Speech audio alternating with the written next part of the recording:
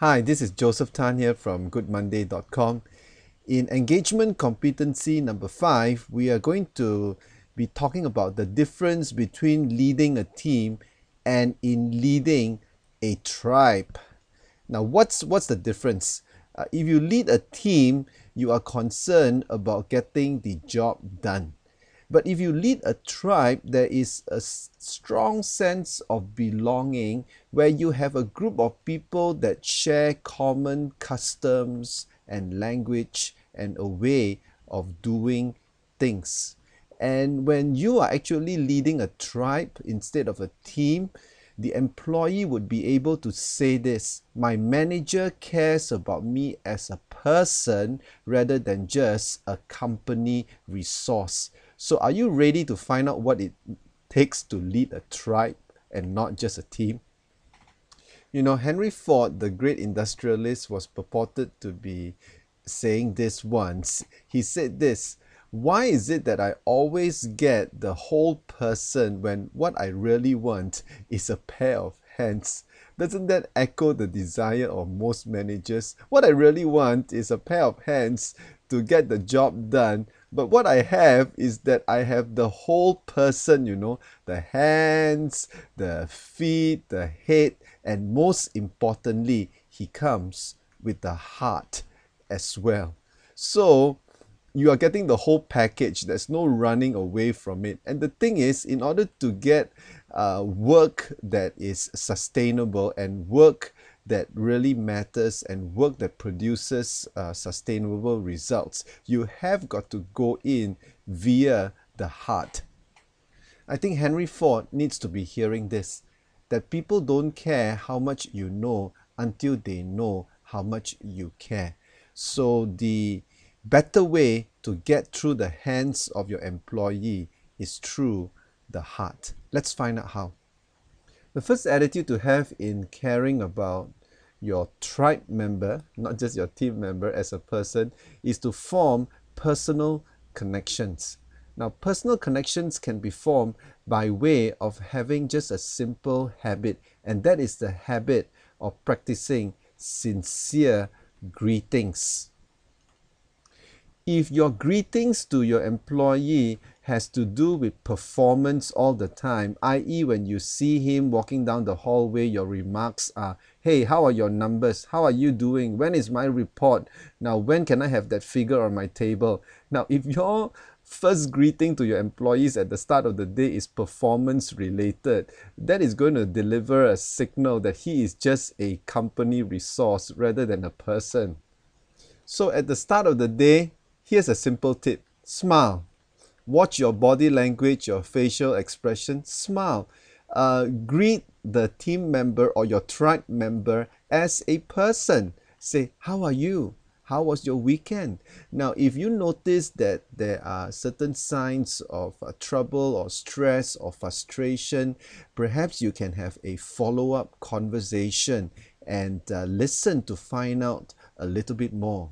And when your greeting is coupled with active listening, and when the employee feels that, hey, I am actually, important enough to be listened to, then what comes back to you as a byproduct, it's loyalty and commitment, which is actually what we are looking for in the first place, right? But it starts with you taking the effort in giving a sincere greeting and not a bottom line directive. The second caring attitude that you can demonstrate as a tribal leader is that you must be willing to deliver the truth. There is a proverb that sounds this way: opened rebuke is better than hidden love. Care is a delicate balance of two factors. One is the factor of mercy. An influential leader would exercise mercy when there is a willingness and a commitment to change from the perspective of the employee.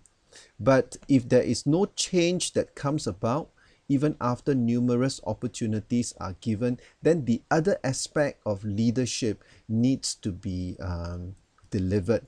and that is righteousness. That means doing what is right.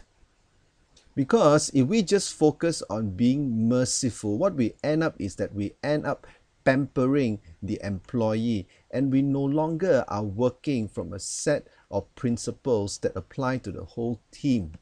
So there might come a time in your caring process that you need to deliver the truth, that you need to do what's right because it's right to do what's right. And sometimes it may involve either counseling the employee out of a job, or counseling the employee to modify his job description, or in confronting him or her to change his behavior and to get certain things right. Because if you do not care enough to deliver the truth, what happens is that the misbehavior or the attitude problem would linger on, and it will grow like cancer.